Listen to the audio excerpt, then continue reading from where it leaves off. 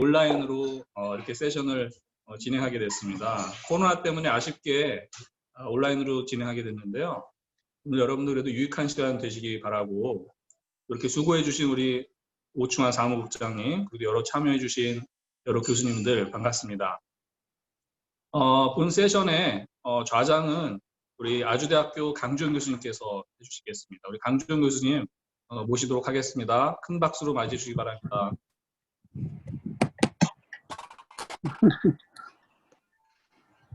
안녕하세요. 안녕하세요.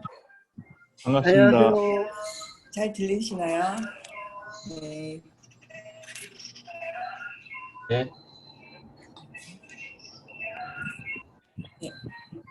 일단 지난주 발표자에 대해서 먼저 한번 확인을 하고 시작하겠습니다. 자, 이한솔 발표자님 계세요? 네, 있습니다. 정경원 발표자님 계세요? 예, 정경원 여기 있습니다. 김용석 발표자님이나 정경원 발표자님 계십니까? 네, 있습니다. 있습니다. 네, 김수정 발표자님 계세요? 김병수 발표자님 계시고, 네, 있습니다. 김상국 발표자님 계시고요. 아까 다 들어오신 걸로 확인을 했습니다. 지금 총 7팀께서 발표하실 예정이시고요. 저희가 기본적으로 90분으로 예정이 되어 있다 보니까 발표를 한 7분 정도로 하시고 나머지 질의응답할 수 있게 빠르게 발표해 주시고 질문이 있으시면 질문을 받도록 하겠습니다. 자, 그럼 먼저 이한솔 첫 번째 발표자부터 시작하겠습니다. 재정정보를 활용을 위한 텍스트 마이닝 분석 사례 연구 발표 부탁드리겠습니다. 네. 화면 보이시나요? 네. 네, 그럼 시작하도록 발표 안 하시는 분들께서는 음소거랑 비디오를 좀 꺼주시기 바라겠습니다. 네, 안녕하세요. 저는 아주대학교 경영학과 박사과정 이한솔이라고 합니다. 이제 원활한 발표 흐름을 위해 PPT 일부 구성을 좀 바꿨으니까 이제 발표 내용으로 확인해 주시면 감사하겠습니다. 제가 이번에 준비한 거는 이제 간단한 리뷰 페이퍼를 준비했는데 이제 재정 정보 활용을 위한 텍스트 마이닝 분석 사례 연구에 대해 발표하도록 하겠습니다. 발표 구성은 재정 재무 분야 국내 텍스트 마이닝 활용 사례에 대해서 소개를 하고, 그다음 예산 집행과 관련된 국가 정책에 대하여 간단한 이제 분석 샘플 사례를 보여드리고자 합니다. 그 다음으로 재정 분야에서 텍스트 마이닝을 적용할 수 있는 연구를 좀 제안을 하고, 그 다음 연구의 한계점을 말씀드리면서 마치도록 하겠습니다. 이제 빅데이터의 많은 비중을 차지하는 데이터는 텍스트 기반의 데이터로 알려져 있습니다. 연구에 따르면 전체 데이터의 80%를 차지한다고 할 만큼 큰 비중을 차지하고 있습니다. 네, 텍스트 기반의 데이터란 이제 보고서, 뉴스, SNS 및 커뮤니티 게시글과 같은 비정형 텍스트 데이터를 말합니다. 네, 최근 재정 분야에서 이제 빅데이터를 적극적으로 활용하는 추세에 있는데, 루트거스 비즈니스 스쿨 같은 경우에는 텍스트 분석 결과를 기존 연구 방법에 포함해서 예측에 대한 정확도를 높이고자 하는 연구를 진행하고 있고, 또 오라클과 같은 기업에서도 재정 관련 연구에 텍스트 데이터를 도입하여 활용하고 있는 추세입니다. 그래서 본 연구에서는 재정정보 분야에서 보다 적극적인 텍스트 마이닝 연구가 될 수 있도록 재정정보 분야의 텍스트 마이닝을 사용하고 있는 연구 사례를 살펴보고, 재정 집행 관점에서의 간단한 신뢰와 함께 향후 몇 가지 연구 가능한 분야를 제안하고자 합니다. 텍스트 마이닝은 다음과 같이 재정 및 재무 분야 연구에서 여러 활용되고 있습니다. 최근 텍스트 데이터를 이루어진 온라인에 산재한 데이터라든가 분석 보고서라든가 혹은 뉴스 기사 등을 분석해서 기존 연구 방법들을 보완하는 등 재정 재무 분야에서 텍스트 마이닝 기법을 도입하는 시도가 많이 이루어지고 있습니다. 특히 소셜미디어 분석, 웹 분석, 리스크 관리, 사기 탐지, 그리고 지능형 보안 시스템 구축 등에서 텍스트 마이닝이 적극적으로 활용이 되고 있습니다. 바흐라고 하는 연구자에 따르면 텍스트 마이닝은 상당히 넓은 범위의 데이터를 분석할 수 있다는 장점이 있기 때문에 유용한 정보를 도출해낼 수도 있고, 또 이는 폭넓은 데이터를 분석하는 재무 및 재정 분야에서 유용하게 활용될 수 있을 것으로 전망되고 있습니다. 또 아래 표와 같이 재정 정보 관련 텍스트 마이닝 활용 연구가 꾸준히 인용되고 있다는 것도 이러한 상황을 나타낸다고 할 수 있겠습니다.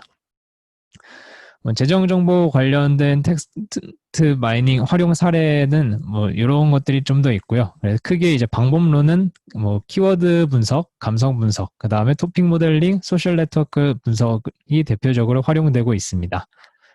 이러한 연구 이외에 중앙은행 커뮤니케이션 분석하는 사례도 있는데요. 각 국가에서 텍스트 마이닝 기법을 활용해서 중앙은행 커뮤니케이션을 분석하는 시도가 있음을 확인하실 수가 있고, 또 이를 통해서 시장 경제적 또는 재정적인 관점에서 불확실성을 측정하거나 예측하는 도구로서 텍스트 마이닝이 활용되고 있음을 또 확인하실 수가 있겠습니다.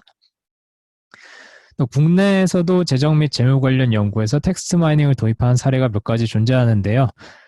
투자 전략 보고서라던가 뉴스 기사 혹은 소셜미디어 데이터 혹은 연구 논문 등의 자료를 분석하는 연구가 있습니다.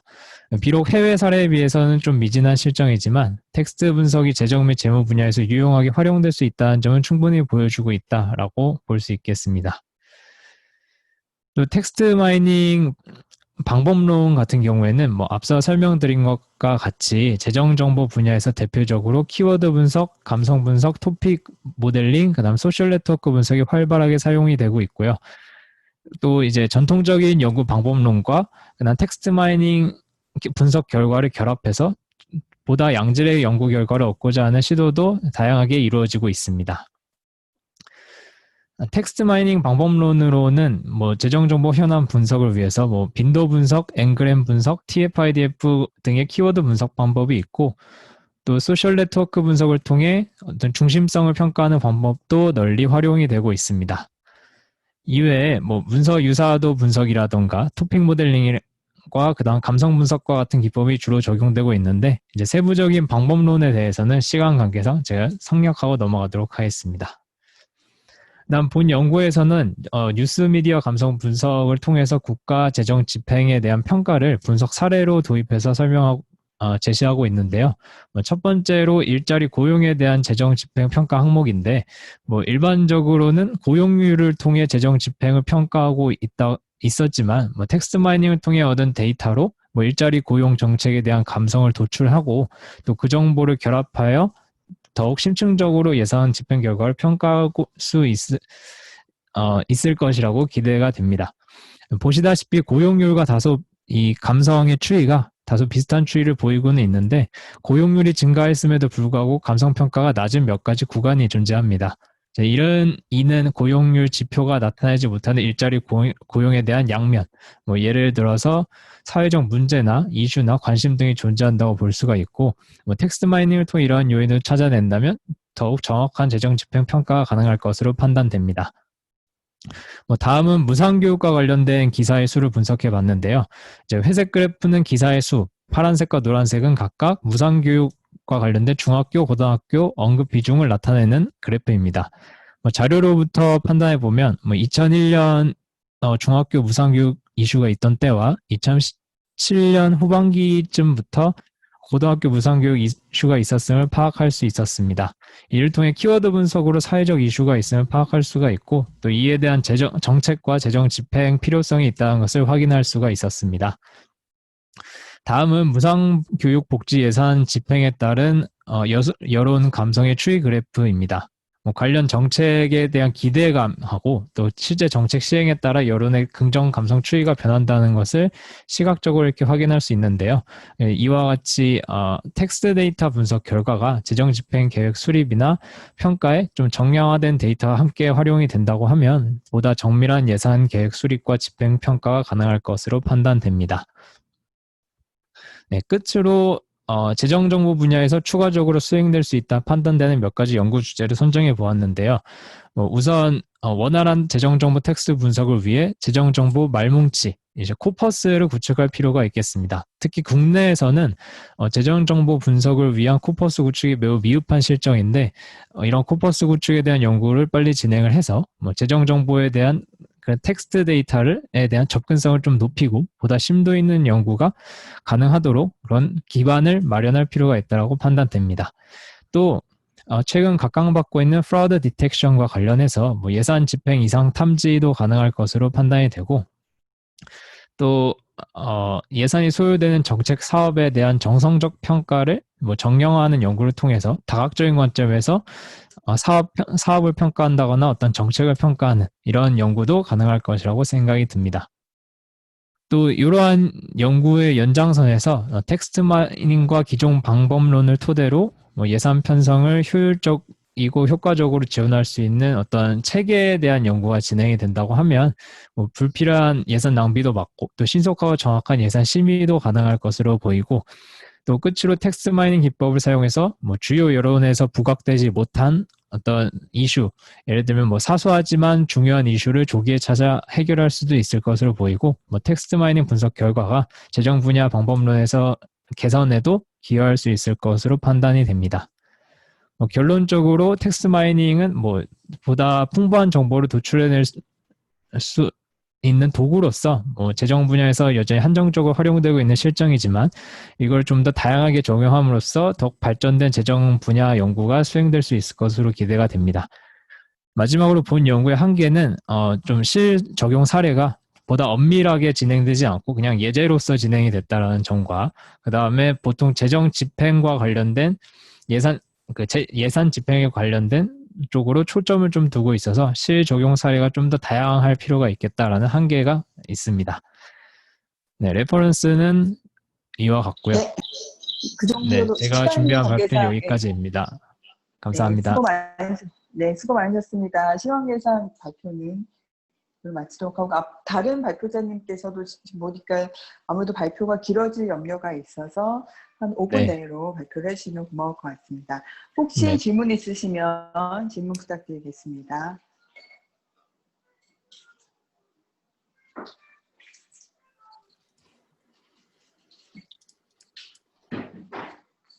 그러면 질문은 지금 아무래도 시간이 초과돼서 질문이 없으신 것 같은데요. 지금 현재 보면 여기에서 이 아까 무상 그런 보육이랑 재정이랑 어떤 관련이 있는지 좀 궁금하거든요. 제가 주로 분석한 내용은 뭐 무상 네. 교육이라고 하는 그냥 그 자체를 분석한 게 아니고, 이제 복지 네. 정책에 소요되는 예산이 있는데 그 예산이 네. 그 집행이 되고 그 집행에 대한 평가를 위해서 이제 정책을 미리 분석을 해본 뭐 그런 예제가 되겠습니다. 여기에 관련된 정책에 대한 내용과 그 무상교육 같이 결합해서 보셨다는 얘기이신 거군요. 네. 네, 알겠습니다. 혹시 더 질문 없으시면 다음 발표자로 넘기도록 하겠습니다. 좋은 발표 주셔서 감사합니다. 수고 많으셨습니다. 감사합니다. 네. 자, 그럼 다음 발표자 김용석, 정경원, 최정일 발표자 부탁드리겠습니다. 발표 내용은 클라우드 기반 전자설명 서비스의 수용률도 영향에 미치는 요인에 관한 연구입니다. 네, 안녕하십니까. 이번 발표를 진행하게 된 성실대학교 경영학과 석사과정 김용석입니다. 저희가 발표할 내용은 클라우드 기반 전자서명 서비스의 수용 우도에 영향을 미치는 요인에 관한 연구를 발표하도록 하겠습니다. 서론입니다. 기존의 전자서명 서비스는 정부가 참여하여 관리하는 하나의 통합된 인증서만이 존재하고 있었습니다. 그러나 이 서비스는 많은 문제점을 가지고 있었습니다. 공인인증서의 보관 및 관리가 어려우며 서비스를 이용하기 위해서는 안전성이 떨어지는 프로그램을 설치해야 하고, 다른 프로그램과의 잦은 충돌 장애를 일으켜서 외국인은 물론 내국인조차도 사용에 어려움을 겪게 하여 개선을 요구받아 오고 있었습니다. 그러하여 올해 5월에 전자서명법이 개정되고 12월 이후부터는 공인인증서가 완전히 폐지되게 되어 현재 클라우드, 블록체인, 생체 인증과 같은 신기술을 적용한 다양한 전자서명 서비스가 공존하는 시대에 직면하게 되었습니다. 이 중에서 저희는 기존의 전자서명 서비스보다 안전성과 편의성이 뛰어나며 현재 시장에서 주목을 받게 되는 클라우드 기반 전자서명 서비스에 주목을 하게 되었으며, 어떠한 요인이 클라우드 기반 전자서명 서비스의 수용 우대에 영향을 미치는지 확인하기 위하여 기술 조직 환경 이론과 업무 기술 적합도 모델 그리고 경제적 변수를 통합하여 연구를 진행하였습니다. 이론적 배경입니다. 먼저 과거의 클라우드 컴퓨팅 서비스는 앞에서 보시는 표에서 보신 것과 같이 주로 TOE 모델, 즉 기술 조직 환경 이론 모델과 혁신 확산 이론 그리고 통합기술 수용 모델을 활용하여 연구가 진행된 것을 확인할 수 있습니다. 그 중에서 기술 조직 환경 이론 모델은 조직이 정보 기술을 도입하는 과정에서 영향을 받는 요인을 밝히려는 대안적 모델로서 기술적, 조직적, 그리고 환경적 배경 이 세 가지 관점에서 기술 수용을 설명하는 모델입니다. 그리고 저희가 사용한 두 번째 모델인 업무기술 적합도 모델입니다. 업무기술 적합도 모델은 정보 시스템 도입에 있어 실제 시스템을 사용하는 조직원들의 과업과 기술의 적합도에 따라 정보 시스템의 수용과 성과가 영향을 받는다는 개념적 모델이며 모델의 개념도나 체계도는 앞에서 보시는 그림과 같습니다. 세 번째로 연구 방법입니다.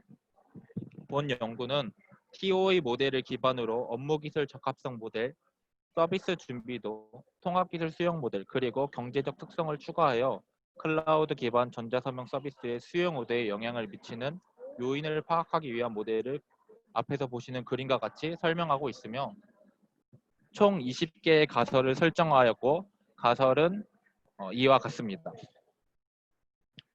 변수들의 조작적 정의를 살펴보면 기술 특성에는 단순성, 상대적 이점, 상호 호환성, 지각된 보완성 이 4개의 변수가 존재하며 조작적 정의는 다음과 같습니다. 조직 특성에는 부서 간 협업, 경영층의 지원, 조직 혁신성 이 3개의 변수가 존재하며 조작적 정의는 다음과 같습니다. 환경 특성에는 경쟁 압력, 정부 지원, 촉진 조건 이 3개의 변수가 존재하며 조작적 정의는 다음과 같고 경제적 특성에는 기대 수익성, 불확실성이 있으며 정의는 다음과 같습니다. 그리고 마지막으로 적합성과 서비스 준비도 수용 오더를 설정하였으며 그에 대한 정의는 다음과 같습니다. 연구 결과입니다. 본 연구는 선행 연구를 바탕으로 리커트 7점 척도를 사용하였으며 총 300부의 설문을 받았고 그중 불성실한 17부를 제외한 283부를 데이터 분석에 활용하였습니다. 분석에 있어서는 SPSS를 사용하여 빈도 분석을 진행하였으며 R 프로그램에서 제공하는 PLSPM 패키지를 활용하여 신뢰도, 타당도 그리고 경로 분석을 진행하였습니다. 먼저 신뢰도 분석입니다. 신뢰도 분석은 선행 연구를 바탕으로 크럼바 알파 값, 뒤지로우 값, 그리고 아이겐밸류 값을 통해 평가하였으며 앞에서 보시는 표에서 확인할 수 있듯이 크럼바 알파 값이 0.7 이상, 뒤지로우 값이 0.7 이상, 아이겐밸류 값이 1 이상으로 나왔으므로 평가 기준을 충족하여 신뢰도를 확보한 것으로 판단하였습니다. 다음은 타당도 분석입니다. 타당도 분석은 집중 타당도와 판별 타당도를 통해 평가하였으며 먼저 집중 타당도는 평균 분산 추출값을 나타내는 AV 값이 0.5 이상이므로 타당도가 확보된 것으로 보았으며 판별 타당도는 평균 분산 추출값들을 제곱분한 값에 해당 잠재 변수와 다른 잠재 변수들 상관관계값 이상을 나타내고 있어서 확보된 것으로 확인하였습니다. 따라서 본 연구는 집중 타당도와 판별 타당도의 기준을 상회하므로 타당도가 확보된 것으로 판단하였습니다. 신뢰도와 타당도가 확보됐다고 판단하였기 때문에 본 연구는 마지막으로 경로 분석을 진행하였습니다. PLS 구조 방정식은 경로 분석으로 얻은 경로 개수가 통계적으로 유의성을 확보할 수 있도록 부트스트래핑 방법을 적용하여 비모수적 평가 방법을 사용하였으며 본 연구는 1000번의 부트스트래핑 리샘플링을 통해 경로 개수의 통계적 유의성을 확보하였고 통계 수준 5% 수준 내에서 가설 검정을 진행하였습니다. 그 결과 다음 표에서 보신 것과 같이 20개의 가설 중 13개의 가설이 채택되었으며 7개의 가설은 기각된 것으로 확인되었습니다. 가설에 대한 내용은 다음과 같습니다. 기술 특성에서는 단순성, 상대적 이점, 상호 호환성이 적합성에 유의미한 정에 영향을 미치는 것으로 나타나며 이는 기술 특성이 업무와 기술의 적합성에 영향을 미친다는 업무기술 적합성 모델의 결과와 일치하는 것을 확인하였습니다. 그러나 반면 저희가 중요하게 생각했던 지각된 보안성은 적합성에 유의미한 영향을 미치지 못한 것으로 나타났으며 이는 아직 클라우드 기반 전자서명 서비스가 보안성에 있어서는 리스크가 있다고 사용자들이 인지하고 있음을 시사하고 있다고 판단하였습니다.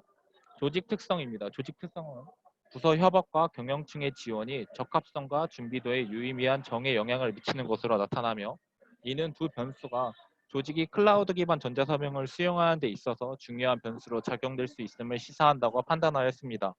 그러나 반면 조직 혁신성은 적합성과 준비도에 유의미한 결과를 미치지 못하는 것으로 나타나며 이는 클라우드 기반 전자서명이 조직의 미래 혁신 과제로 제대로 인지되고 있지 못한다는 것을 시사한다고 판단하였습니다.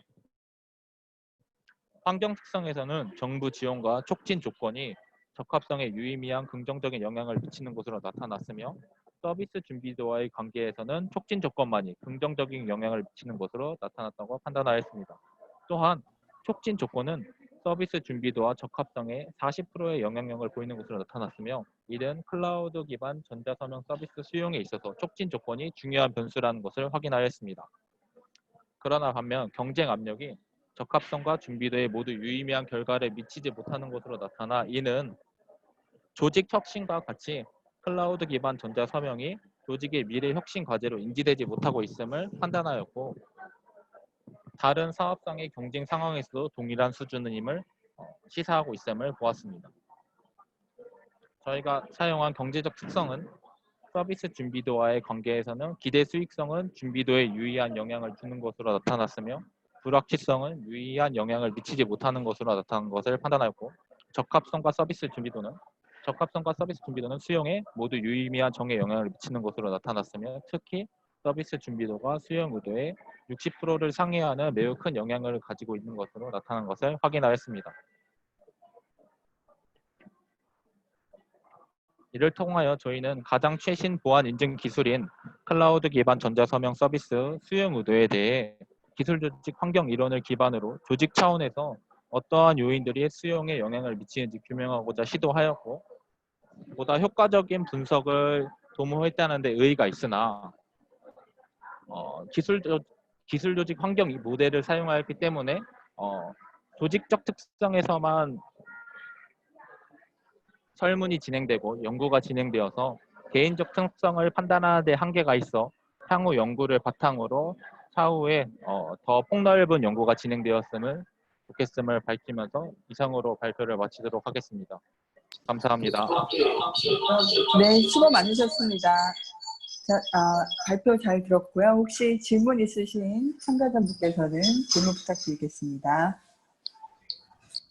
저 질문 하나 드릴게요. 여기 모델에 보면 조직적 특성들이 있잖아요. 근데 여기 보시면 그러니까 그 분석의 단위 자체가 조직의 단위인지 개인의 단위인지가 발표하시면서 좀 헷갈렸거든요. 이걸 조직 단위로 보고 조직 특성을 하신 건지 아니면 유닛 오브 어널리시스죠. 그래서 그 분석의 단위를 개인으로 보신 건지 혹시 설명해 주실 수 있나요? 분석을 개인 단위로 원래 진행을 하려 하였으나 아무래도 이 모델에 있어서 개인 단위로 진행하는 게 어려워서 조직에서 조직을 그룹으로 나눠서 그룹에 있는 사원을 샘플링을 하여서 진행하였습니다. 혹시 그러면 분석 그 수집 방법은 어떻게 하셨어요? 그러니까 샘플을 어떻게 수집하셨나요? 기업에 그 설문지를 줘서 그 각 부서의 그 직급의 비율을 맞춰서 설문을 받았습니다. 아, 그러면은 어떤 특정 회사한테 협조를 받으신 거예요?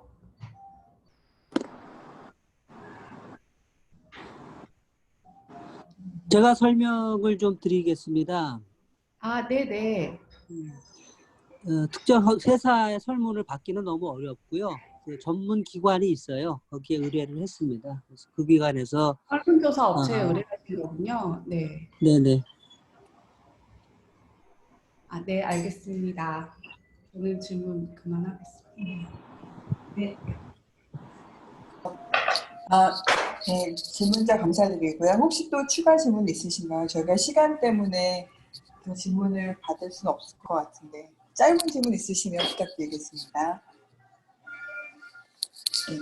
없으시면 다음 발표자 시작하겠습니다. 다음 발표자 네, 안녕하세요. 네, 안녕하세요. 김수정 발표자 네. 챗봇 특성이 고객 경험과 재사용 의도에 미치는 영향 발표 부탁드리겠습니다. 네, 우선 제가 불가피한 사정으로 학회 일정이 원래 있던 바람에 밖에 있어서 진행이 매끄럽지 못할 수도 있어서 양해 부탁드립니다. 그럼 화면 공유 시작하겠습니다.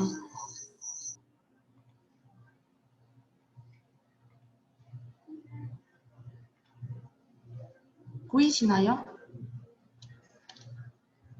네, 저는 챗봇 특성이 고객 네, 경험과 잘 보입니다. 네, 재사용 의도에 미치는 영향에 대해서 연구를 하였는데요. 우선 챗봇이 요새 코로나 덕분에 핫한데 그럼 그 챗봇이 무엇인지부터 살펴보고 가겠습니다. 챗봇은 사람과 문자 대화를 통해 질문에 알맞은 답을 해주는 인공지능 커뮤니케이션 소프트웨어인데요. 그 발표자분들께서도 한 번쯤은 접해보셨을 텐데 요새 많은 업계에서 출시 중이라서 이렇게 많이 이벤트도 하고 있습니다. 그리고 코로나 바이러스가 상반기에 터지는 바람에 이러한 챗봇이 더욱 주목을 받게 되었는데요. 글로벌 제약사들이 언택트 영업을 본격화하고 있고 제약사뿐만 아니라 많은 업계에서 이러한 챗봇을 통해서 비대면 서비스를 강화하고 있는 것으로 보입니다. 이런 과정에서 챗봇이 상담사를 대신해서 단순한 질의응답은 물론 개인한테 맞는 서비스도 제공할 것으로 보여서 코로나19뿐만 아니라 앞으로도 챗봇의 가능성과 기능은 올라갈 것으로 추정되고 있습니다. 기업들이 독특한 제품이나 서비스를 제공할 때 고객 경험을 관리하는 CEME 개념도 떠올랐는데요. 고객 경험과 챗봇을 연관한 연구가 어떨까 해서 본 연구를 진행하게 되었습니다. 그래서 본 연구의 배경 및 목적은 다음과 같습니다. 챗봇의 특성이 다차원의 고객 경험을 유발하는지 살펴보고 그로 인해 형성된 고객 경험이 재사용 의도에 유의한 영향을 미치는지를 바탕으로 이론적 실무적 시사점을 도출할 예정입니다. 이러한 챗봇에 관한 현행 연구들을 찾아본 결과 국내외에서 기술과학 분야에서 활발하게 진행되고 있었는데요. 국내에서는 신민철이 소상공인들의 고객 문의 데이터를 활용한 챗봇의 개발 및 도입을 하는 연구를 하셨습니다.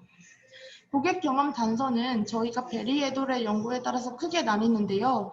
기능적 단서는 전문적인 서비스 품질에 연관된 단서고 직관적인 기능에 연관된 단서라고 보시면 됩니다. 물리적인 단서는 피지컬 에비던스라서 비품의 배치, 색상, 조명 같은 시청각적인 요소나 저희가 접할 수 있는 요소들을 가리킵니다. 인적 단서는 말 그대로 사람 인자를 써서 서비스 제공자와 연관된 단서입니다. 서비스에서 이러한 고객 경험 단서들이 떠올랐고 챗봇이 이러한 단서들이 있을지 연구하게 되었습니다. 그리고 고객 경험 단서가 고객 경험 차원을 형성한다는 연구가 많았는데요. 차원에 대해서는 시밋의 연구가 가장 활발하게 진행되고 있었습니다. 시밋은 1999년 고객 경험 차원을 감각, 감정, 인지, 행동, 관계로 나눠 연구했고 이를 본받아서 국내에서 많은 연구가 이렇게 분류하여 고객 경험 연구를 하게 되었습니다. 베리 에돌에 따르면은 챗봇의 고객 경험 또한 기능적, 물리적, 인적 단서로 나눌 수 있을 것으로 보이는데요. 그래서 본 연구에서는 기능적 단서로 챗봇이 제공하는 정보의 정확성, 사용자가 느끼는 상호작용성 등 직관적인 기능과 관련한 단서를 설정하였고요. 물리적 단서는 챗봇을 보여줄 수 있는 단서로 온라인 서비스인 챗봇은 직접 경험하기가 어렵기 때문에 시청각적인 부분에 초점을 맞춰서 챗봇이 보여주는 이모티콘의 적절성, 가시성 등으로 설정하였습니다. 챗봇은 또한 인적 서비스이기 때문에 서비스 업계에서 기존에 사람들이 유발하던 서비스를 유발할 수 있을 것으로 보여서 상담사처럼 공감성, 상담사와 얼마나 유사한지 유사성이 관계적 차원의 단서를 구성할 것으로 보였습니다. 그에 대해서 이러한 단서들을 진짜 느끼는지 질적 면담을 실시하여 보였는데요. 인지적 경험에 대해서 다음과 같은 사람들은 이렇게 느꼈다고 썼습니다. 시간 관계상 읽으시고 넘어가시는 것으로 하겠습니다.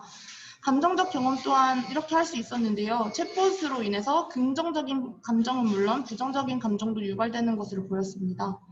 관계적 감정 또한 사람과 관계를 맺듯이 챗봇이랑 관계를 맺어서 이렇게 형성되었는데요. 다음과 같은 사람들이 이렇게 느꼈다고 했습니다. 그래서 이를 바탕으로 연구 모델을 설정해 보았습니다. 아까 베리 에돌의 연구에 따라서 단서가 고객 경험을 형성할 것으로 보았고, 그 단서는 기능적 단서, 물리적 단서, 인적 단서로 나눌 수 있으며, 기능적 단서에는 정확성, 상호작용성, 물리적 단서에는 가시성, 이모티콘의 적절성, 인적 단서에는 공감성 및 유사성이 포함될 수 있습니다.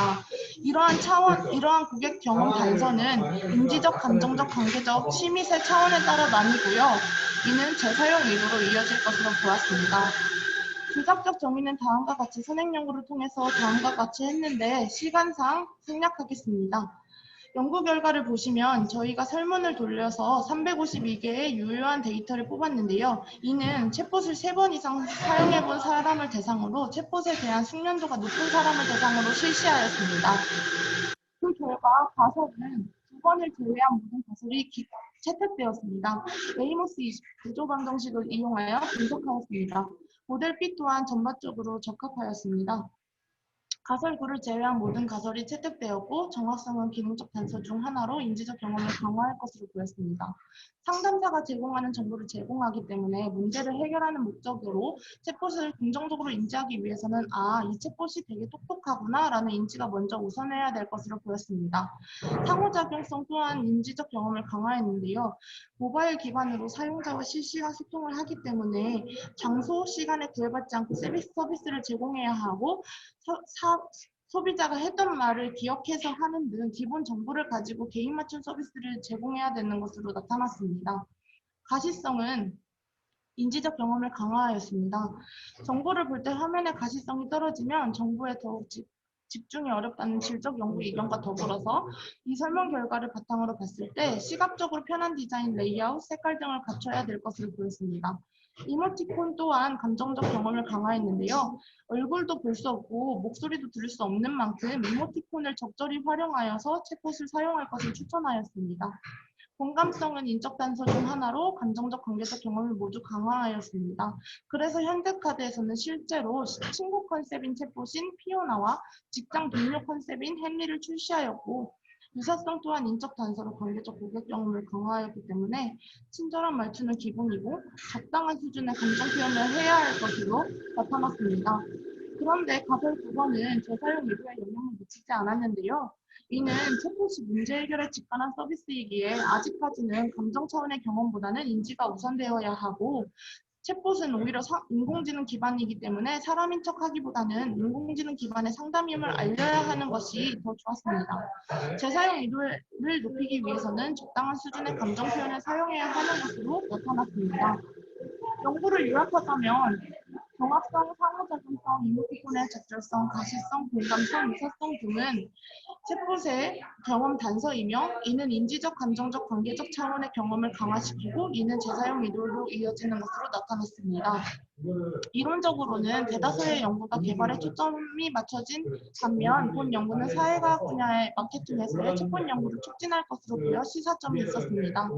실무적으로는 챗봇을 어떻게 디자인해야 하는지, 정확성을 기반으로 챗봇을 개발하여야 하고 방대한 양의 데이터를 통해서 더 똑똑한 알고리즘을 구축할 것을 추천하며, 정확성을 홍보하기 위해서는 사용 후기 이벤트 등 챗봇의 정확성을 널리 알려야 할 것으로 보였습니다. 실무적 시사점 중 하나는 그 정확성을 알려야 한다는 것이었는데요. 이 예로 센터포인트몰이 쇼핑몰 최초로 네이버 톡톡 챗봇 서비스를 실시하고 10명을 뽑아 10만 원 상당의 상품권 교환권을 증정한 좋은 사례가 있었습니다. 언캐니 밸리 이론에서 증명된 것에 따라서 지나친 감정 표현을 하기보다는 너무 인간처럼 굴지 않는 것이 좋을 것으로 추천되었습니다. 챗봇이 지나치게 사람 같을 경우는 챗봇임을 알리지 않고 상담을 하는 것이 오히려 현명한 것으로 나타났습니다. 그리고 본 연구에 맞춰서 이렇게 다음과 같은 기업들이 챗봇을 활발하게 홍보하고 있는 것으로 나타났습니다. 발표는 여기까지입니다. 주변이 소란스러운 점 양해 부탁드립니다. 질문 있으시면 네, 수고 많으셨습니다. 좋은 발표 감사드리고요. 혹시 질문 있으신 분께서는 질문 부탁드리겠습니다. 제가 지금 이거 보면서 느낀 게 경험에 대해서 3가지 단계로 구분을 하셨던데요.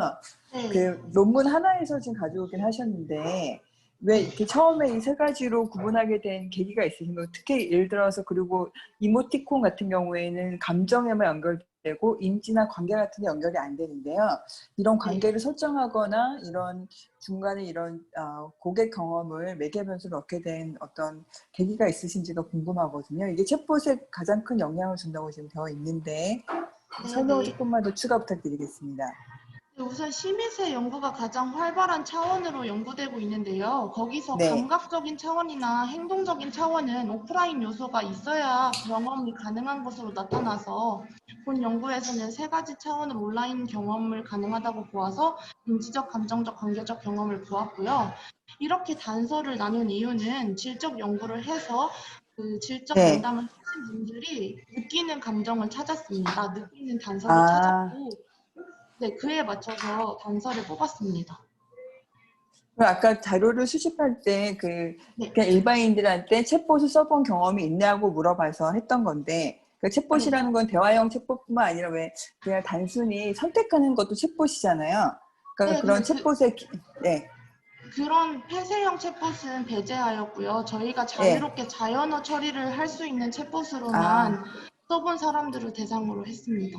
그럼 그걸 미리 다 여쭤보고 자료를 네, 수집하셨다는 네, 의미신 거죠? 네, 아, 네. 네. 굉장히 여기는 엄밀하게 네, 네, 여기에는 못 넣었는데요. 페이지 수 때문에 저희 네, 논문에 보시면은 질적 면담 네. 한 표랑 설문지 한 표에 그게 자세히 나와 있습니다. 아, 예. 엄밀하게 자료를 수집하셨네요. 그 연구 굉장히 재미있었고요. 좋은 연구 감사드립니다. 수고 많으셨습니다. 네. 감사합니다. 네. 다음 연구자 준비 부탁드리겠습니다. 김병수 발표자 준비 부탁드리겠습니다. 예.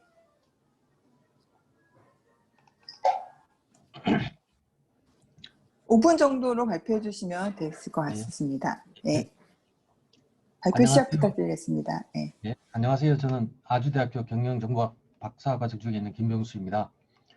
제가 발표할 내용은 기업의 사업보고서 또는 연차보고서에 포함되어 있는 매니지먼트 디스커션 앤 어널리시스를 자연어 처리 기법으로 분석하여 회계부정이 있었는지 여부를 기계학습 모델로 분류하는 연구입니다. 세션 초기에 이한솔님께서 재정 정보를 활용한 텍스트 마이닝 분야에서 분석 사례 연구에서 한 가지 예시로 나온 사례이기도 합니다. 네. 예, 간단하게 배경을 좀 설명을 드리면 회계부정은 자본시장과 투자자 그리고 다른 이해관계자들의 많은 부정적인 영향을 주기 때문에 관심 있는 연구의 대상이 되었습니다. 텍스트 마이닝 분야가 발전하기 전에는 주로 재무적 그리고 계량적 데이터를 이용해서 회계부정 발생 여부를 파악하는 연구가 많았는데요. 자연어 처리 기법이 진보하면서 재무적인 데이터가 아닌 텍스트 데이터로 회계부정을 파악할 수 있는지 여부의 연구가 또 많이 진행이 되었습니다. 회계부정이 있는 사업보고서와 회계부정이 없는 사업보고서를 구분하기 위해 언어적 특징을 계량화한 지표의 통계적 차이를 예전엔 사용을 하였는데 지금은 기계학습 이론과 알고리즘이 발달하면서 통계적 차이보다는 기계학습 분류 모델을 많이 적용을 하고 있습니다. 회계부정에 대해서 조금 제가 용어를 조금 정리를 하자면 통상 이제 회계부정이라고 많이 쓰는데 분식회계라고 하면 이해가 더 쉬울 듯 하고요. 또 어카운팅 프로드 또는 파이낸셜 스테이트먼트 프로드라고도 불립니다. 통상적인 의미는 고의적으로 재무 정보를 보고하지 않아 생기는 중대한 누락이나 잘못된 표시로 이제 정의를 하고 있고요. 회계부정의 특징이 여러 가지가 있는데 그 중에 저는 3개를 조금 뽑았습니다. 첫 번째는 굉장히 고위 관리직이 관여를 하고 있다는 겁니다. 아주 큰 이제 회계부정 사건 같은 경우에는 CEO나 CFO까지도 관여가 되기도 하고요. 그러다 보니까 굉장히 회계부정의 경우에는 적극적으로 이걸 숨기려고 합니다.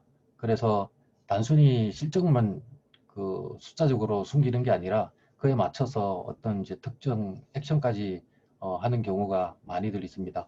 그래서 이 첫 번째 두 가지 특징 때문에 상당히 오랜 기간 동안 밝혀지지 않는 그런 경우도 있습니다. 그러면 왜 그 국내 기업의 사업 보고서가 아니고 미국 기업의 연차 보고서를 연구를 하느냐라고 이제 궁금해하실 수도 있으신데요. 그 이유는 이제 첫 번째는 그 미국의 기업에 관해서 많은 선행 연구가 이루어졌습니다. 그래서 일단 선행 연구가 많이 이루어졌고요. 그다음 미국의 연차 보고서에 보면 그 MD&A라고 줄여서 부르는데 매니지먼트 디스커션 앤 어널리시스라고 하고요. 우리나라 사업 보고서에서는 이사의 경영 진단 및 분석 의견이라고 거의 내용이 유사하다고 보시면 되겠습니다. 그런데 2018년 7월 달 금융감독원에서 우리 국내 기업 상장사 100곳의 사업 보고서를 분석을 해보니까 76곳이 내용 충실도 면에서 좀 부실하다고 평가가 되었습니다.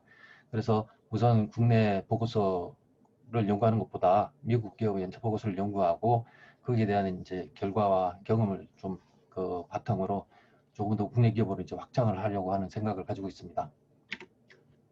선행 연구에 대해서 간단하게 또 좀 설명을 좀 드리겠습니다. 이 회계 부정을 파악하는 것은 사실 우리 그 거짓말 또는 이제 사기꾼이 하는 말을 파악하는 것과 좀 유사하다고 이제 연구가 진행이 됐습니다. 그래서 거짓말은 어떻게 보면 이제 사건을 꾸며내거나 아니면 실제로 일어나지 않은 사건에 대해서 말을 지어내는 것이기 때문에 있는 그대로의 사실을 전하는 말과는 좀 구분되는 언어적 특징이 있습니다. 예를 들면 거짓말을 하는 경우에는 그 내용이 좀 불완전하다거나 또 불명확한 표현을 쓴다거나 아니면 화자와 직접적인 상황관계를 좀 덜 표현한다는 그런 이제 연구가 심리학적 연구에서 이제 있었습니다. 이런 그 논거를 가지고 이 MD&A를 이제 분석을 한 연구도 있습니다. 그래서 이 MD&A를 분석을 해보니까 좀 더 이제 정서적으로는 그 부정적인 정서 또는 이제 긍정적인 정서를 포함하는 단어를 좀 더 많이 썼고요. 좀 더 주관적인 표현, 뭐 이렇게 예측한다, 뭐 이렇게 될 것이라고 추정한다 이런 표현들이 더 많은 것으로 이렇게 나타났습니다. 그래서 부정적인 내용을 담고 있는 회계 부정을 담고 있는 그 MD&A는 그렇지 않은 MD&A와 비교해서 언어적 특징이 좀 다르다고 이렇게 연구가 됐고요. 또 하나의 특징은 품사 분석을 했을 때도 좀 더 다른 특징이 나타납니다. 예를 들면 그 선행 연구에서 보면 뉴먼 앤 페네베이커가 선행 연구에서 밝혔는데요.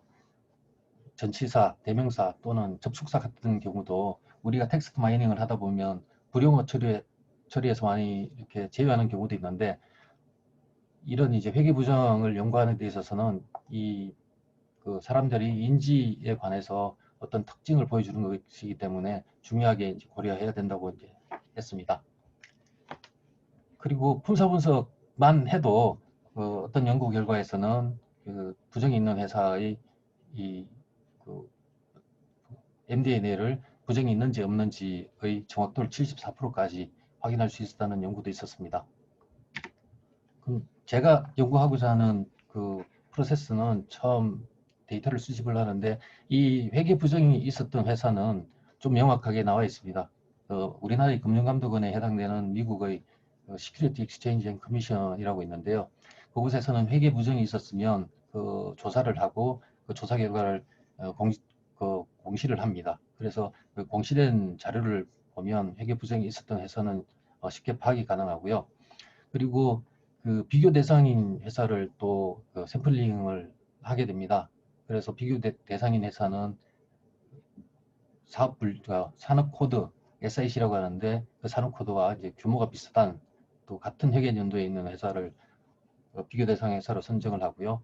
그래서 이렇게 해서 이제 데이터를 수집을 하게 되면 그 두 번째 보이는 이 렉시콘 베이스드 어널리시스하고 품사 분석을 각각 진행을 할 예정입니다. 그래서 렉시콘 베이스드 어널리시스에서 감성이라든지 또 특정 단어의 사용이라든지 그리고 파트 오브 스피치에서는 특정 품사의 사용이라든지 이런 부분을 이제 언어적 특징을 추출을 할 거고요.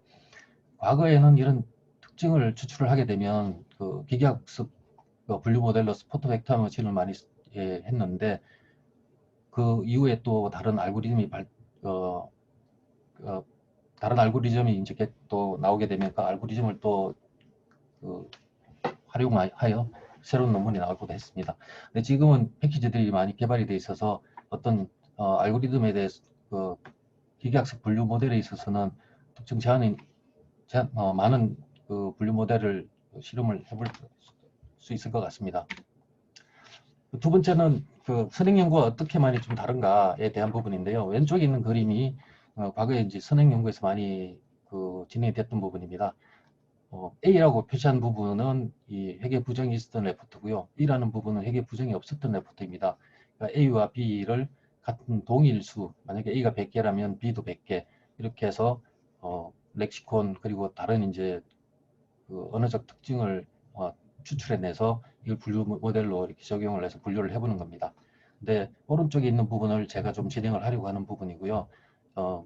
왼쪽에 있는 부분과 다른 부분은 T라는 어떤 시점이 회계 부정이 발생한 시점인데 T-1에 있는 그러니까 회계 부정이 발생한 직전 연도의 보고서와도 또 비교를 해보는 것입니다. 그래서 이런 연구를 하는 저희 뭐 다른 이제 추가적인 사유는 같은 회사에서 동일한 회사에서 회계 부정이 발생한 시점을 정확하게 파악해낼 수 있다면 그건 좀 더 회계 부정을 파악하는데 좀 더 적시성 있는 모델이 아닐까 해서 진행을 하고자 합니다. 다음 부분은 데이터를 어떻게 수집하는지 부분인데 시간 관계상 지나가고요. 그 다음도 어떻게 데이터를 추출하는지 부분입니다. 시간 관계상 지나가고 마지막에 이제 분류 모델을 진행을 하게 되면 그 분류 모델이 얼마나 정확한지 측정하는 부분인데 이 부분은 통상적으로 보통 기계학습 분류 모델에서는 F-스코어나 에큐러시 또는 이제 ROC 커브로 하게 됩니다. 저도 그것을 해서 평가를 좀 해보려고 하고 있습니다. 마지막에 디스커션 부분이 있는데 이 과거에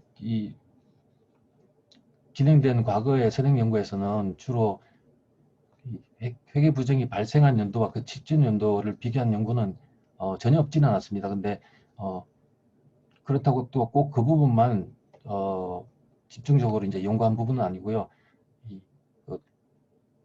다른 회사, 비교 가능 회사와 비교를 하면서 그 부분에 대해서 살짝 좀 디스커션을 한 부분이 있습니다. 그런데 그 부분에 대해서 여기 제가 이제 기재를 했듯이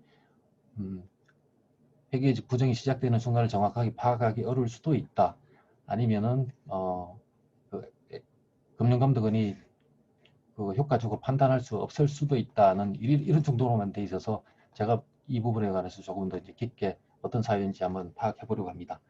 네, 이상으로 제 발표는 마치고 질문 있으시면 알려주시면 감사하겠습니다. 네, 좋은 발표 감사드립니다. 굉장히 어려운 연구에 대해서 말씀 주셨는데요. 실제로 혹시 질문 있으신 분들 질문 부탁드리겠습니다.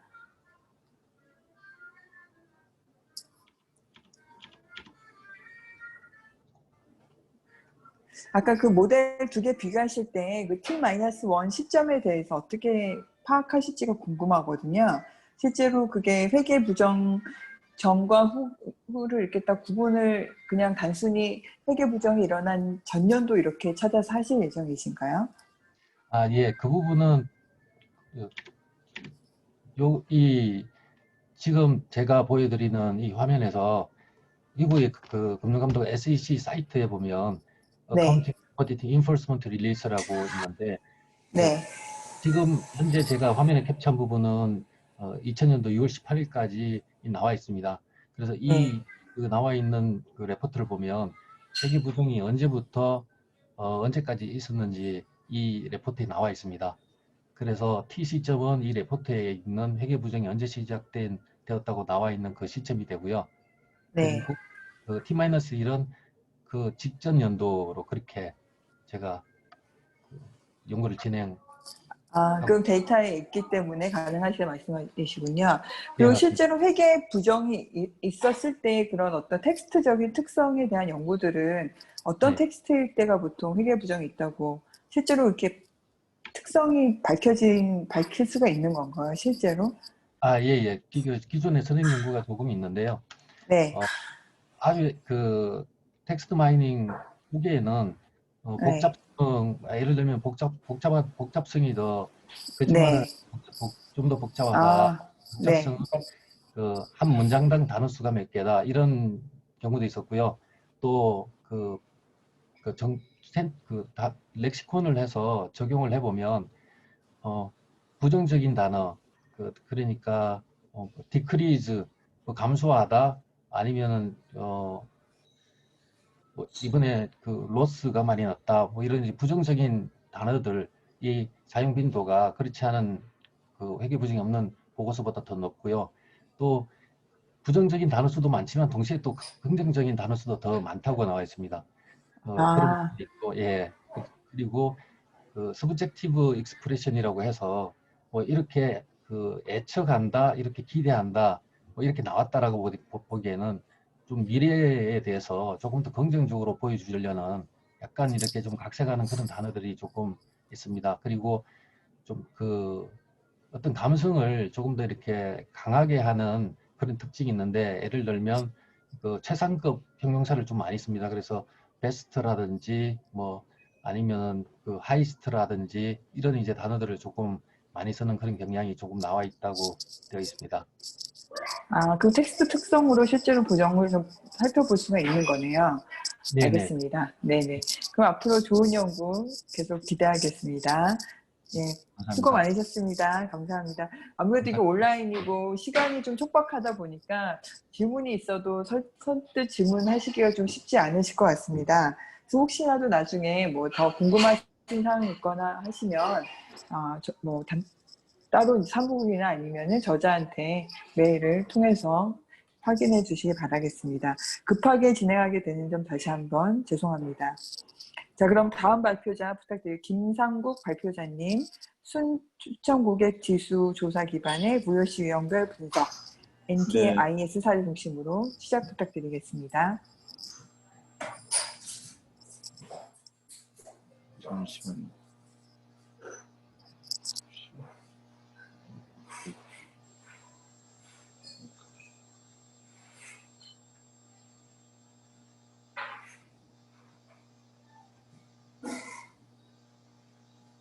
보이시나요? 네, 잘 보입니다. 예. 안녕하세요. 저는 한국과학기술정보연구원 책임연구원으로 근무하고 있고요.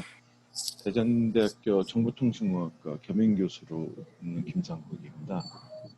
제가 발표할 내용은 추천 고객 지수를 통해서 기존의 고객들의 의견을 유형별로 분석하는 사례를 국가과학기술 지식정보 서비스라는 서비스를 통한 사례를 중심으로 발표하고자 합니다.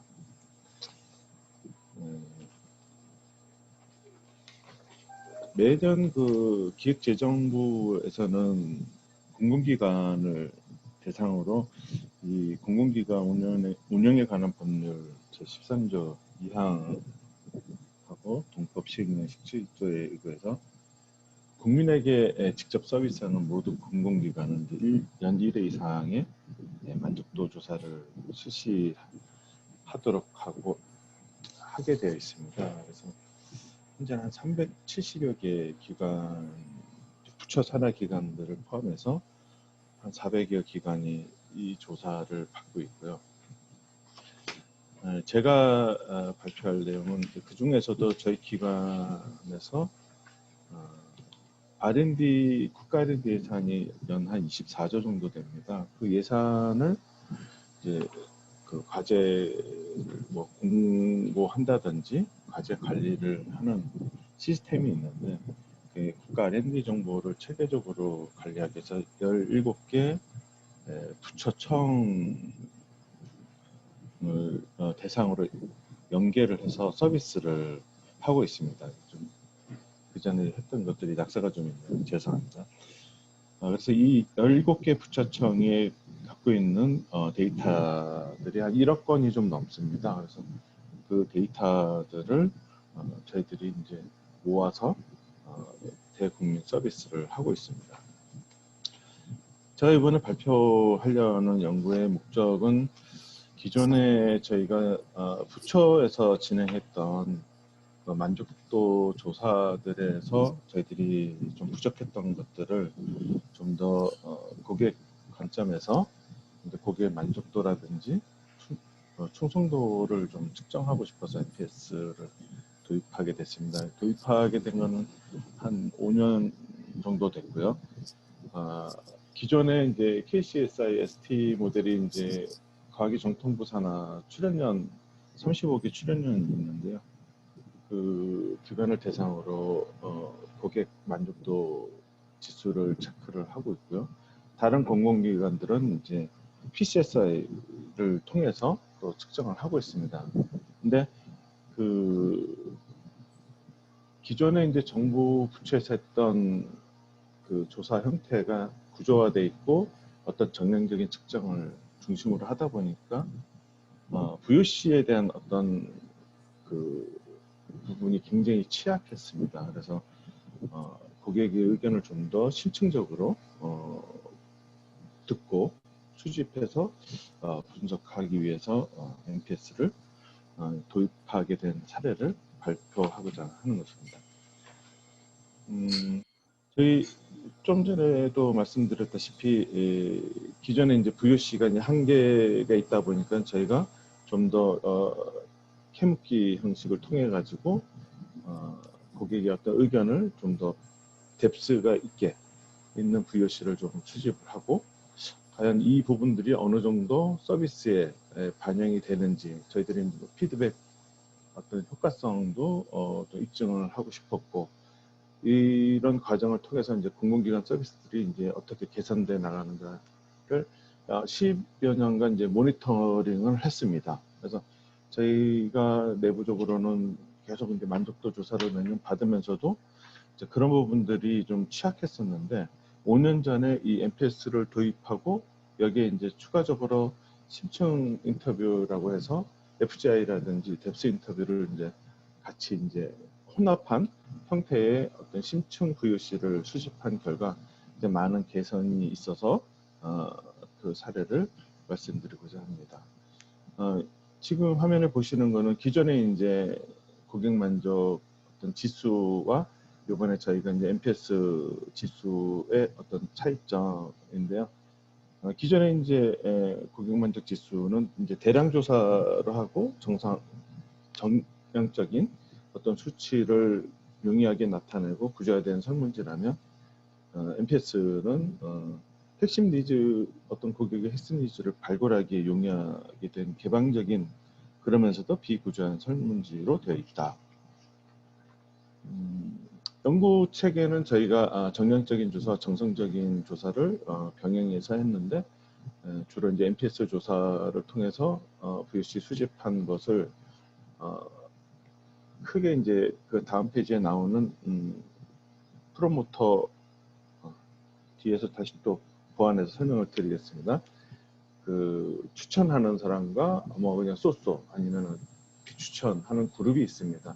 그 그룹별로 그룹핑을 해서 이제 FGI 그룹을 저희들이 설정해서 불만 고객분은 어떤 불만들을 가지고 있고 만족하는 고객들은 어떤 또 서비스에서 만족을 하는지 그런 것들을 이제 종합적으로 분석해서 차기 사업에 반영하는 그런 형태로 되어 있습니다.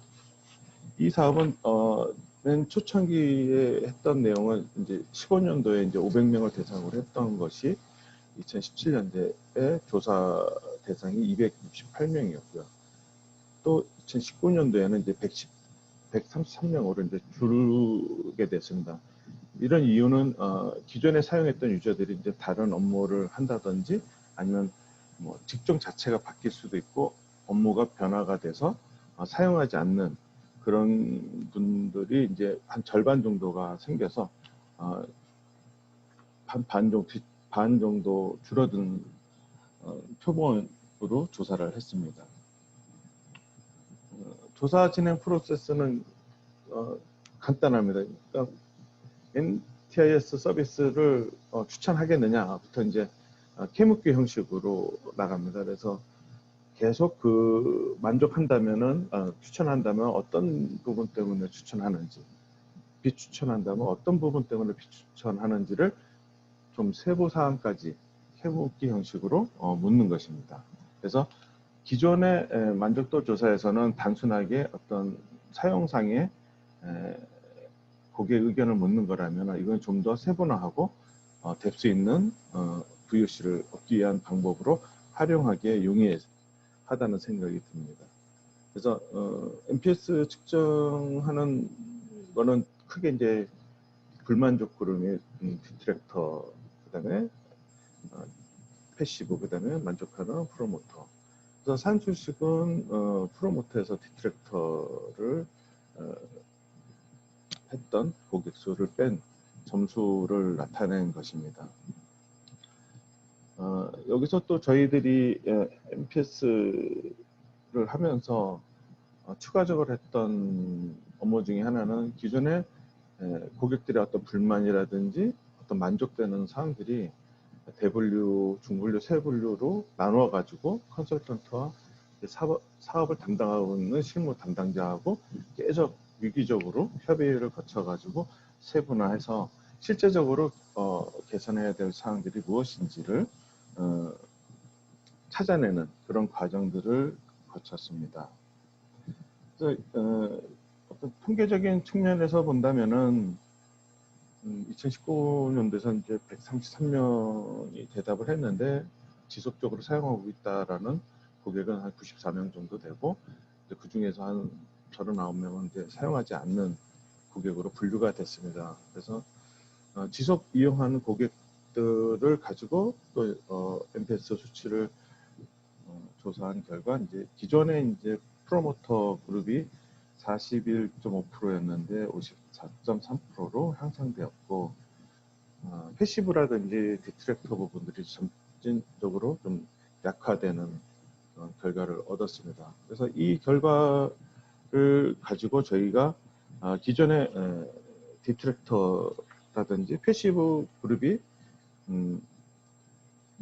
대개 인원수에 따라서 저희들이 이제 한 그룹 내지는 많은 경우에 3개 그룹까지 나눠서 그분들하고 지속적으로 이제 문제점에 대해서 1시간 반 정도 토론을 하는 과정을 거쳤고요.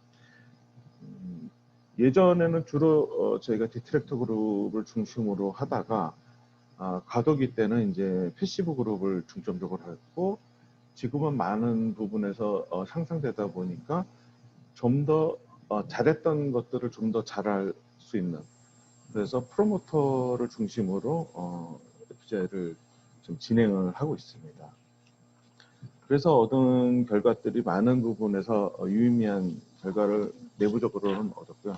저희들이 결론적으로 말씀드리는 것, 제가 이제 결론적으로 이제 말씀드리고자 하는 거는 기존에 이제 부처에서 했던 KCSI ST 모델의 어떤 VOC를 저희들이 분석하고 수집해서 분석하고 하는 거에 한계가 있었는데, 이 NPS라든지 FGI, 뎁스 인터뷰를 통해 가지고 유형별로 세부적으로 이제 분석을 하다 보니까 어떤 고객의 실제적으로 필요로 하는 니즈라든지 이런 부분들을 파악하고 문제점들도 저희들이 알게 돼서 극복한 사례를 발표하게 된 것입니다.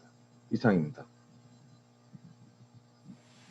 굉장히 체계적으로 조사하시고 준비하셨는데요. 좋은 발표 감사드립니다. 네. 혹시 뭐 시간이 사실 충분하지 않다 보니까 좀 급하게 자꾸 서두르는데요.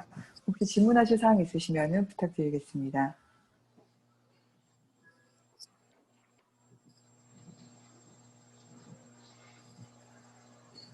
여기서 실제로 그 NPS에 대해서 지금 그 VOC를 가지고 조사를 하셨는데요. 네네. 아까 보니까 이제 NPS는 사실 이렇게 물어봐서 하는 거잖아요. 네. 그 VOC는 구체적으로 어떻게 쓰였는지가 좀 궁금하거든요. VOC를 실제로 그 뭐 코딩을 직접 어떻게 네. 하셨는지가 물리적으로 네네. 저희가 5년 동안 그 부처에서 했던 KCSI ST 모델로 VOC를 받은 내용이 한 700여 건 정도 됩니다. 5년 동안 한 것이. 근데 NPS로 한 해에 한 개 948건 정도 됩니다. 그러니까 네. 5년 동안 했던 기존의 어떤 모델의 한계점을 여기서는 단순히 이제 VOC의 깊이도 기존에는 약간 좀 답변하는 것이 표면적인 거라면 이거는 좀 깊숙하게 그 고객의 네. 의견을 이제 나타낸 상황들이 많았고요. 이걸 그대로 네. 녹취를 해서 저희들이 녹취록을 들어가면서 전부 다 지금 보시는 분류표에 의해서 세분화했습니다. 그래서 방금 직접 사람이 다 하신 거세요? 저희 연구소의 담당자와 컨설턴트하고 네. 같이 나눈 거고요. 이 내용을 고객과 같이 공유를 했습니다. 아. 예, 그래서 계속 그럼 업데이트를 한 결과입니다. 그러니까 사실 그거를 어떻게 코딩을 어떻게 하느냐가 되게 어려운데 그걸 다 네네네. 실제 이제 맞습니다. 수작업으로 그럼 정말 예. 의미 있는 결과가 나오실 수밖에 없겠네요. 네네네. 그랬더니 그 앞으로도 계속 이런 식으로 운영하는 체계가 갖춰져 있는 상황이신 건가요? 예, 저희가 예. 사실은 내부적으로도 이 VOC를 매년 정부 부처에서 했던 고객 만족도 조사에서 받았던 VOC가 사실은 저희 내부에서 분석한 것보다 사실 질이 떨어졌습니다. 그러니까 다 알고 있는 것들이고 좀 더 뎁스가 있는 것을 필요로 했었는데 이제 네. 그런 아쉬움이 있어가지고 저희들이 이제 다른 방법을 찾다가 우연하게 이제 이 MPS라는 조사 방식을 저희들이 알게 돼서 한 5년 이전서부터 이제 이 방법을 저희 사업배마다 도입을 했습니다. 네. 그래서 지금 5년 동안 계속 이거를 하고 있는데 거기에서 나타난 수집한 내용과 분석한 내용들이 실제 담당자들이 원했던 어떤 고객 니즈와 문제점들이 많이 발굴이 네. 됐습니다. 그래서 아. 내부적으로 그 해당 사업본부에 이제 피드백을 줘서 개선을 한 사례들이 많고요.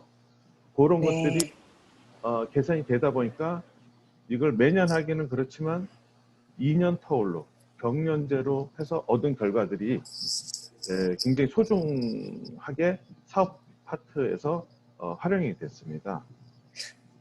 이제 어느 정도 텍스트가 지금 쌓여 있으시기도 하시고, 사실은 이제 네네네. 요즘에 텍스트 기반으로 한 분석이 많이 있는데, 어떻게 보면 네네. 약간 라벨링이 된 텍스트가 쌓여 있기 때문에 좀 어떤 자동화된 예측이라던가 그런 텍스트 데이터를 조금 더 적극적으로 사용하는 그런 네네. 것들도 좀 고민해 보시면 네네. 더 재미있는 연구가 되지 않을까라는, 지금은 이제 수작업에 많이 의존을 하고 계시다 네네네. 보니까.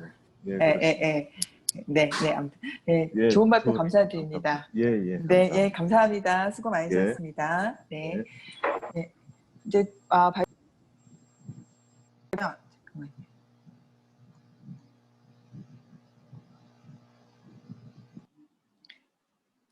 안재익 발표자님 혹시 준비가 되셨나요?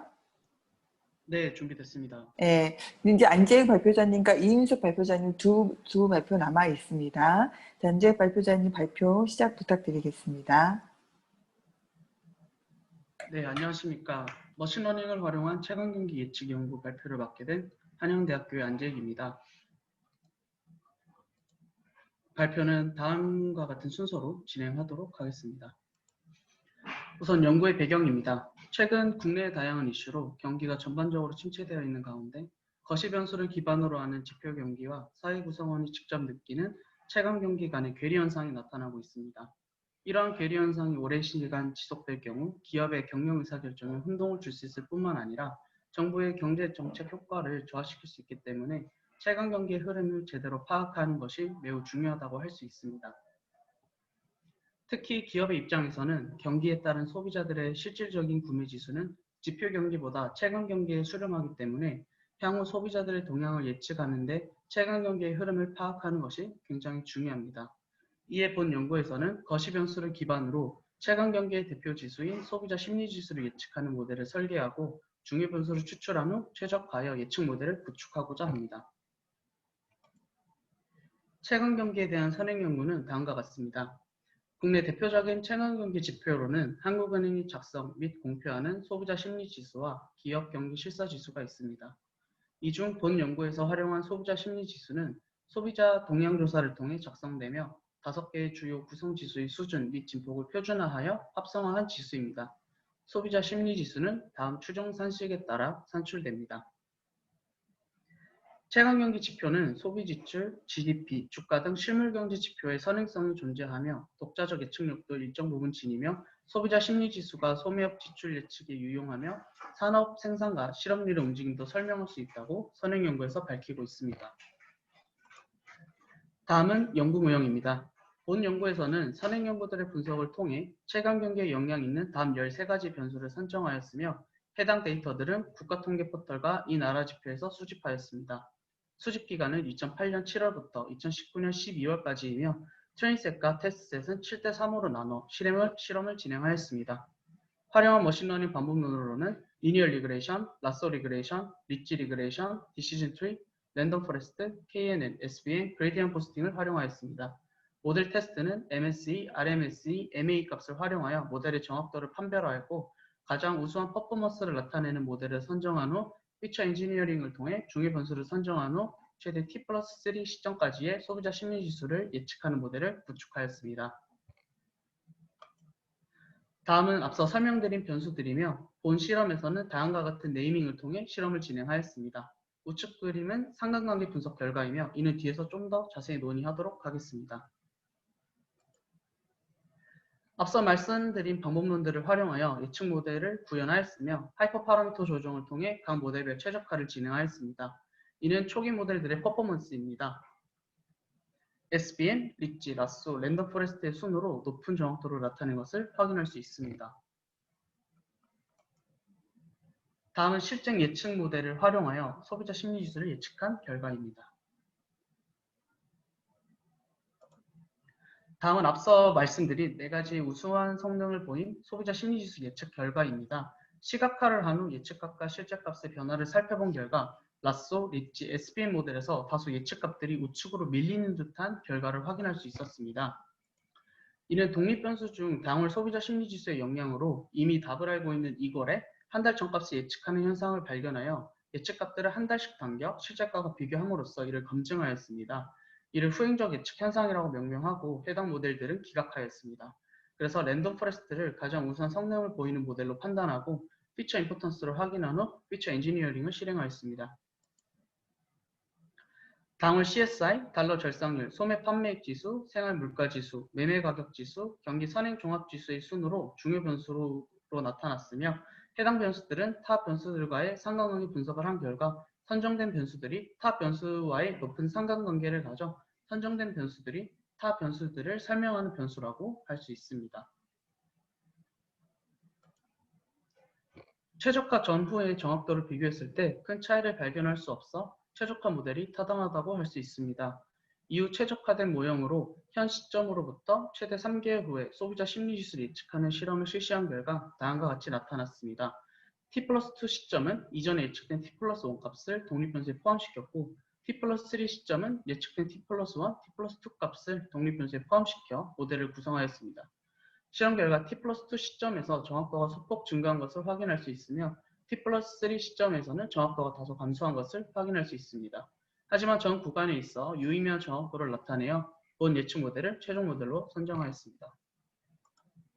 본 연구의 결론입니다. SVM, 라소, 리치, 랜덤 포레스트가 가장 우수한 성능을 보였고 추정한 에러율 또한 3에서 4%로 낮게 확인되었지만 SVM, 라소, 리치 모델의 경우 후행적 예측 현상이 발견되어 이를 검증하고 예측 모델에서 제외하였습니다. 이에 본 연구에서는 랜덤 포레스트 방법론을 활용하였습니다.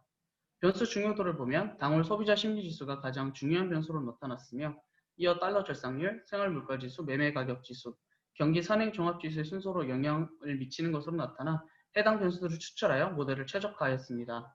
생활물가지수, 소매판매액지수, 경기 선행 종합지수의 경우 이걸 소비자 심리지수와 큰 상관관계가 발견되지 않았지만 해당 지수들이 이걸 소비자 심리지수와 높은 상관관계를 띈 실업자수, 고용률, 임금, 매매가격지수, 달러, N, 위안과 높은 상관관계를 띄어 하위 변수들을 대신 설명하는 변수라고 할 수 있으며 본 연구에서 제시한 변수들이 타당하다고 할 수 있습니다.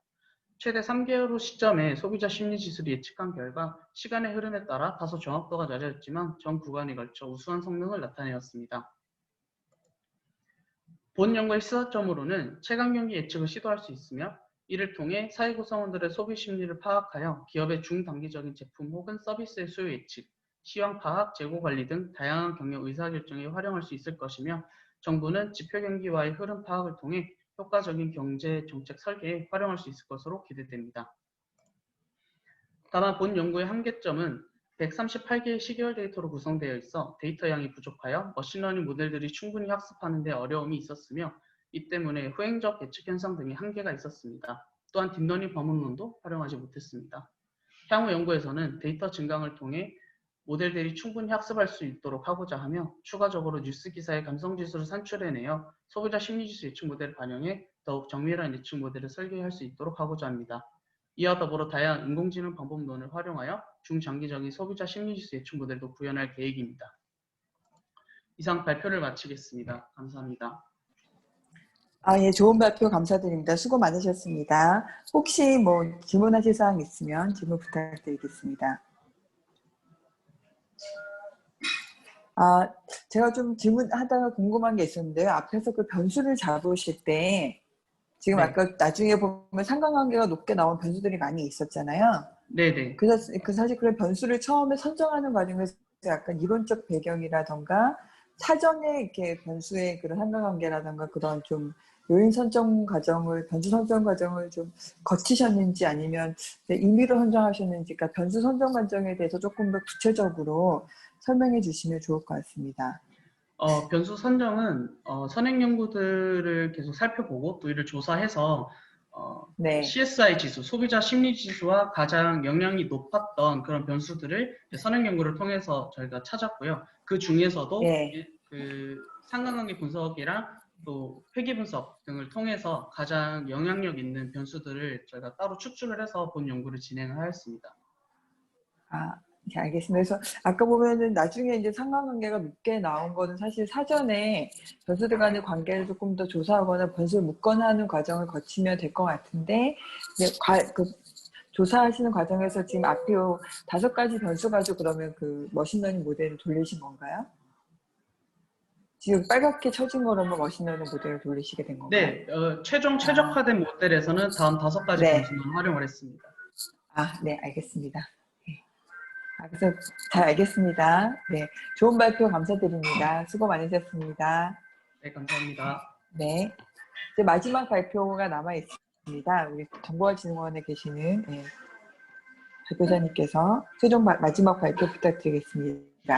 마지막까지 좀 오늘 발표가 조금 아직 시간이 이제 한 13분 정도 남았는데요. 이윤석 발표자님, 마지막 발표자님 좀 잘 들어주시고 오늘 학회를 마치도록 하겠습니다. 발표 부탁드리겠습니다. 네, 안녕하세요. 저 한양대학교 비즈니스 인포메틱스 박사과정 2기 이은숙이라고 합니다. 화면이 잘 보이실까요?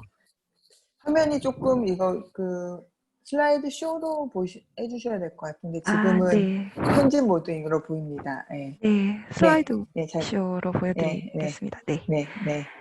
본 세션에서 저희는 사회 연결망 분석을 활용해서 웹 접근성 평가 지표 개발 방향에 대한 제안 연구를 발표드리도록 하겠습니다.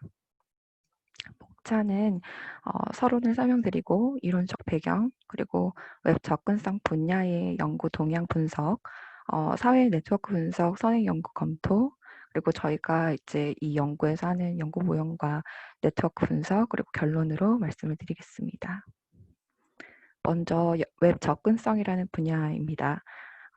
다소 생소하게 느껴지실 수도 있는 분야이시겠지만 저희 모두 디지털 정부의 대국민으로서 행정공공 웹사이트를 이용하신다면 그 접점에 있어서 보편적이고 편리한 이용의 보장은 국민으로서 가질 수 있는 그런 권리라고 생각이 드는데 해당 부분에 있어서 정부는 서비스 품질을 강화할 필요가 있고 그런 노력들을 하고 있습니다.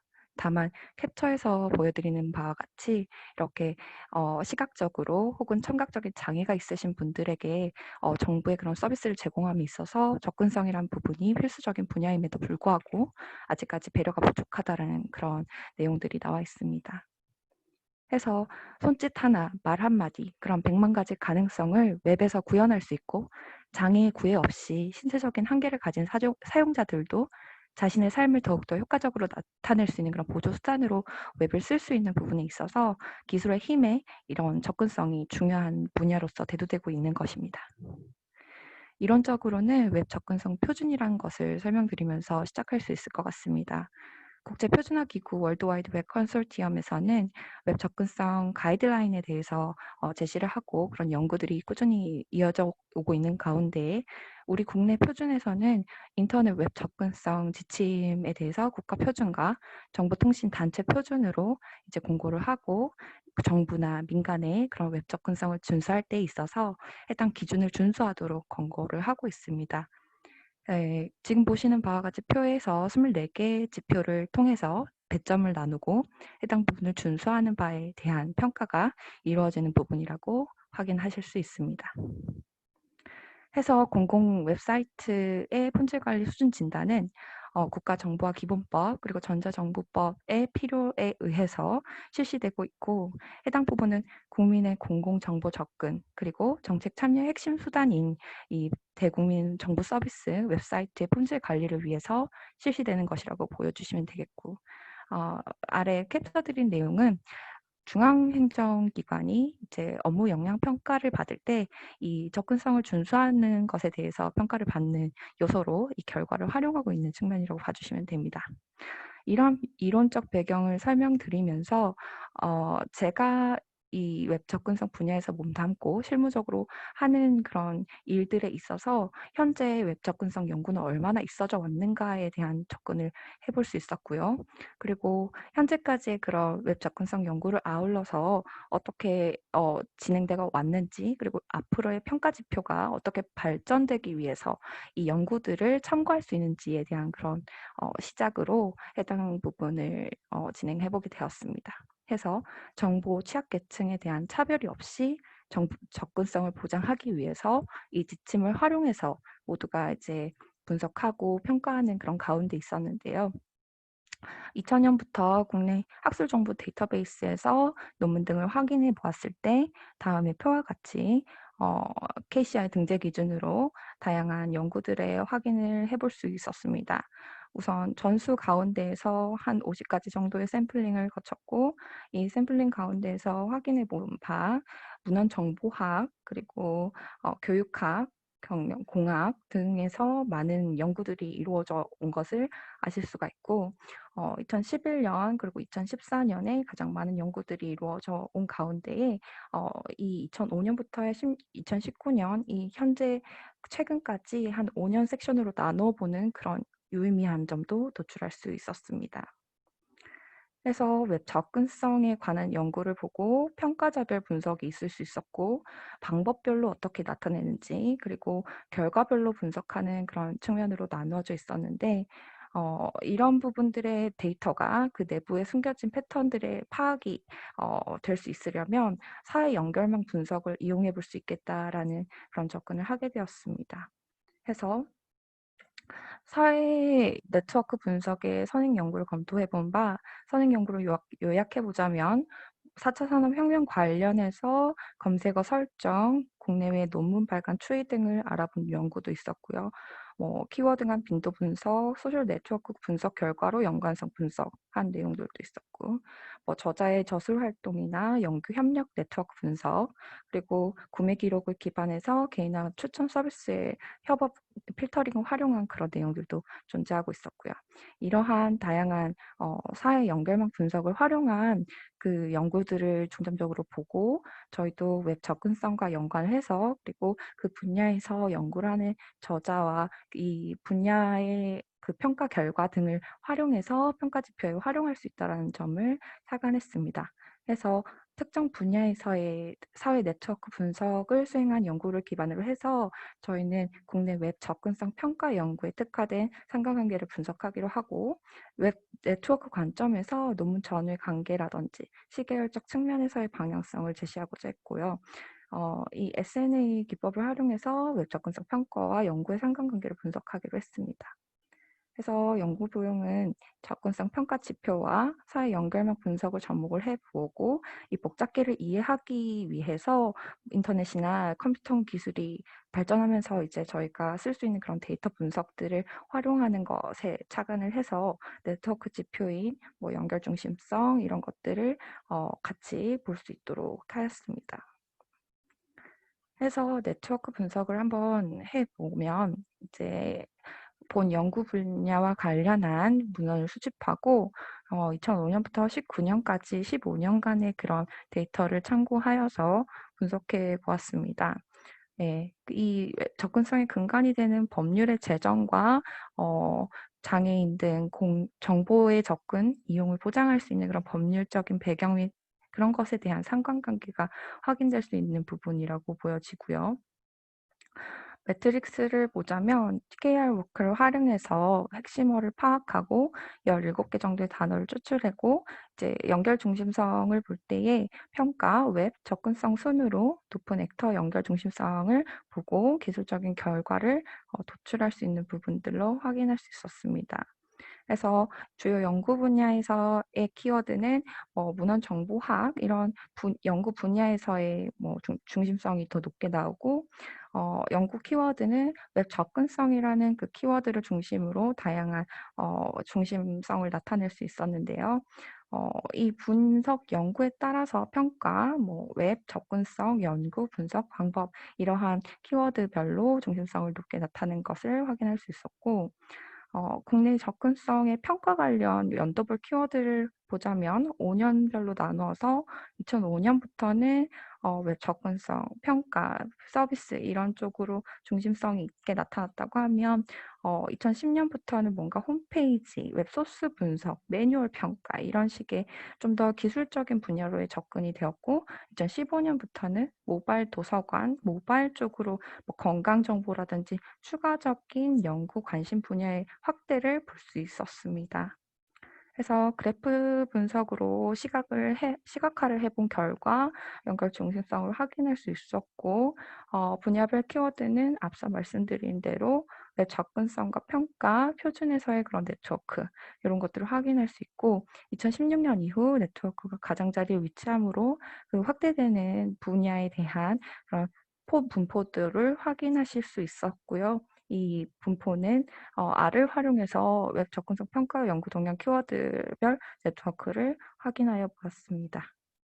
그래서 결론은 5년마다의 특징을 확인해 본 바 대학 및 접근성 진단 도구 그리고 평가 연구가 주를 이루던 2005년에서 2010년에는 지침과 평가 교육 등을 추가적으로 지침에 대한 부분들을 제시하는 부분 그리고 소스에 대한 분석 등의 그런 반경들이 확대되는 것을 볼 수 있었고 2015년부터는 도서관, 건강정보, 보편적인 학습 설계 등 다양한 연구 분야의 확대를 확인할 수 있었습니다.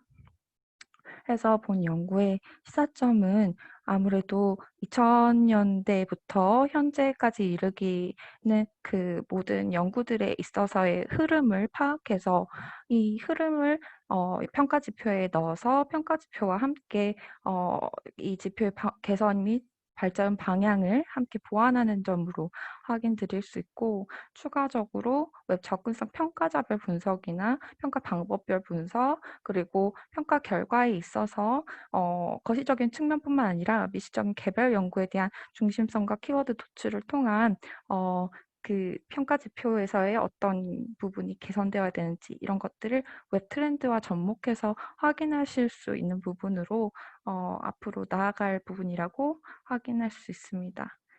여기까지 준비된 부분입니다. 네, 감사합니다.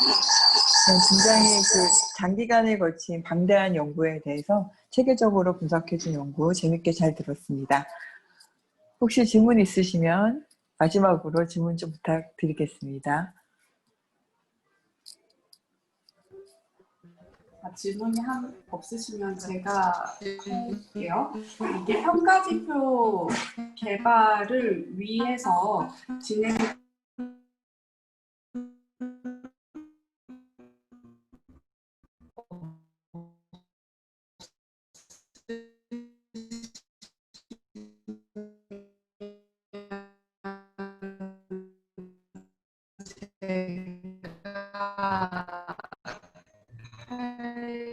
할게요.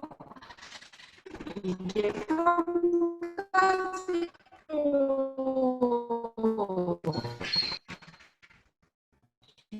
개발을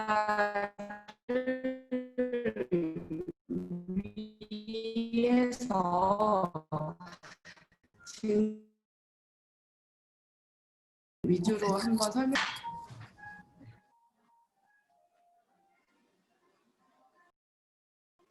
혹시 잘 들리시나요? 지금 예, 아마 지금 예. 아까 방금 들었는데 그 예. 평가지표와 관련해서 달라진 부분을 설명해 달라고 하시는 것 같았는데 그게 맞을까요? 네, 맞습니다. 예. 잠시 그 화면 질문. 공유를 다시 해서 말씀드리겠습니다. 네.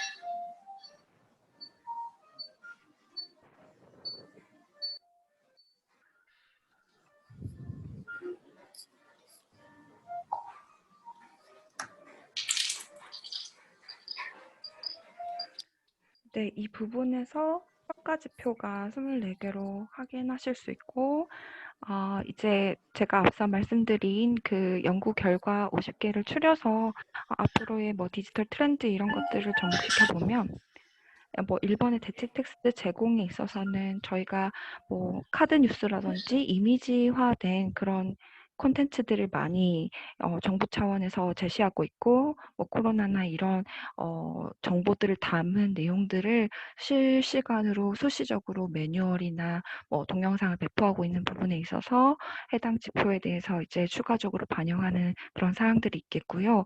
그리고 뭐 초점 이동이나 조작 가능한 부분 그리고 앞으로 뭐 콘텐츠의 그런 논리적인 구조라든지 표의 구성이 있어서도 현재 뭐 트렌드뿐만 아니라 앞으로 발전하는 분야에 있어서 모바일적으로 뭐 반응형 웹이라든지 이런 부분에 담기는 그런 기술적인 요소들을 반영하는 부분으로 설명드릴 수 있을 것 같습니다. 네, 오늘 질문에 대한 답변 감사드립니다. 시간 관계상 오늘 발표 이걸로 다 마치도록 하겠고요. 오늘 발표해 주신 분들 너무 수고 많으셨고 지금 이제 논문들 아직 다 작성 중이신 것 같으신데 저희가 11월 11일에 추계 학술대회가 예정이 되어 있습니다. 그래서 논문을 더 발전시켜서 추계 학술대회에서도 한 번 더 발표해 주시기를 기대하겠습니다.